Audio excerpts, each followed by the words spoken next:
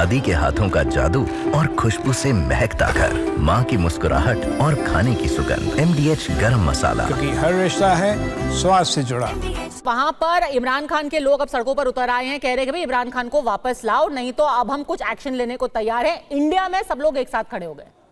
देखो पद्मजा, मैं ऐड करना चाहता हूं कि ये दो जिनकी आपने दो जनों की इनके इलेक्टेड रिप्रेजेंटेटिव की बात सुनाई है, उनके डेमिनर से, बॉडी लैंग्वेज से ये लग रहा है कि जब वो अपने लोगों में जाते हैं, क्योंकि इलेक्टेड रिप्रेजेंटेटिव्स ने वोटर्स के लोकल लोगों के पास जाना होता है, उनको लग रहा है कि हमारे लोग हमारे साथ नहीं हैं और वो हमें बुरा भला कह रहे हैं।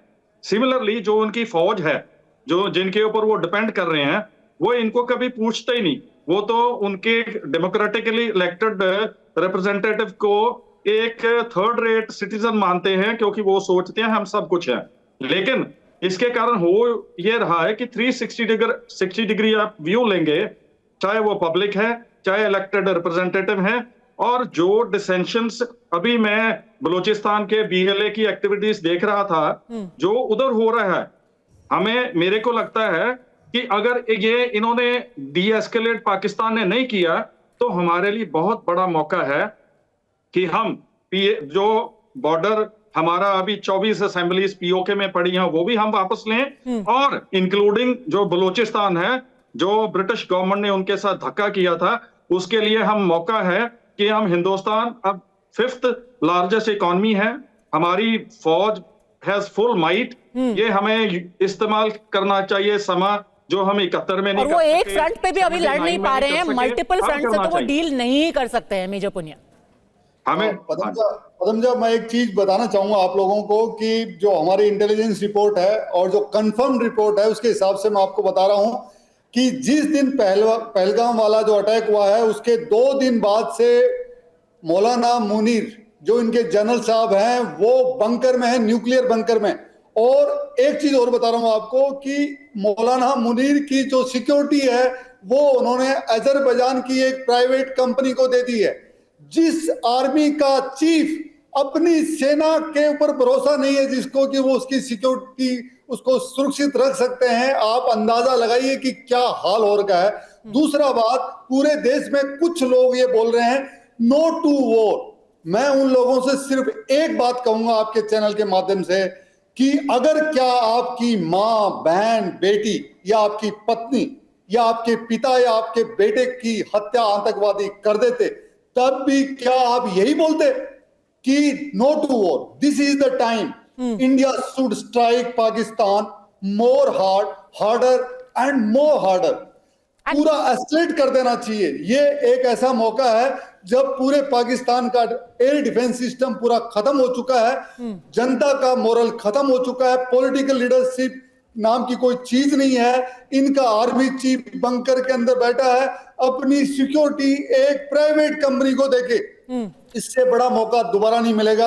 और आज इंडिया के पास वो ताकत है, हथियार हैं, पैसे हैं, पॉलिटिकल लीडरशिप है, आर्मी, एयरफोर्स, नेवी है, और देश की 99.99% जनता चाहती है कि हमेशा के लिए इस प्रॉब्लम को खत्म कर दिया जाए और पाकिस्तान का सीजेरियन सेक्शन करके जो इसके पेट में 4 बच्चे हैं उनको अलग अलग हिस्से में बांट दिया जाए, हमेशा के लिए प्रॉब्लम खत्म। और जब खास तौर पर आपके पास टैक्टिकल एडवांटेज है, तो कीबोर्ड वॉरियर्स के लिए शायद ज्यादा आसान है कहना कि डी-एस्केलेट ये फैसला सरकार या सेना ले सकती है, कोई कीबोर्ड वॉरियर नहीं ले सकता है। लेकिन जब मोराल की बात की गई है, तो इस वक्त जो रिजर्व्स है वो भी कितने डाउन है, ये जानना भी बहुत जरूरी है। वाइस मार्शल साहब, 500 ड्रोन्स हमने उनका जिक्र कर दिया है। भारत ने पाकिस्तान के 4 ठिकानों पर कल हवाई हमला किया है, ये भी आज हमें बताया गया है, और AD रेडार ध्वस्त की गई है, ये अभी प्रेस ब्रीफिंग में बताया गया। इसका क्या मायने है AD रेडार ध्वस्त होने का?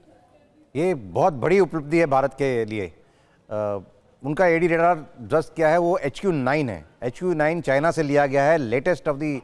सर AD क्या होता है? HQ9 की तो कल तस्वीरें भी हमें लाहौर से आई थी। ये AD क्या होता है? Air defence radar. Air defence radar, correct, air defence radar. तो उन्होंने जो लिया है उसकी 125 किलोमीटर रेंज है, और जो उसका नया वर्जन है उसका 250 किलोमीटर रेंज है। तो ये जो पाकिस्तान को बहुत अच्छी एयर डिफेंस प्रोटेक्शन प्रोवाइड कर रहा था। तो यानी कि हम ये माने कि कल जो सरकार ने स्टेटमेंट दिया था उसमें उन्होंने कहा था कि लाहौर की एयर डिफेंस को पूरी तरीके से न्यूट्रलाइज कर दिया गया है। क्या अब और शहरों में भी एयर डिफेंस को खत्म किया गया है, इसका क्या हम ये माने? बिल्कुल। तो हमने क्या किया कि HQ9 को न्यूट्रलाइज करके एक तरह से गैप बनाया, एक एयर डिफेंस गैप बनाया पाकिस्तान के एयर डिफेंस सिस्टम में।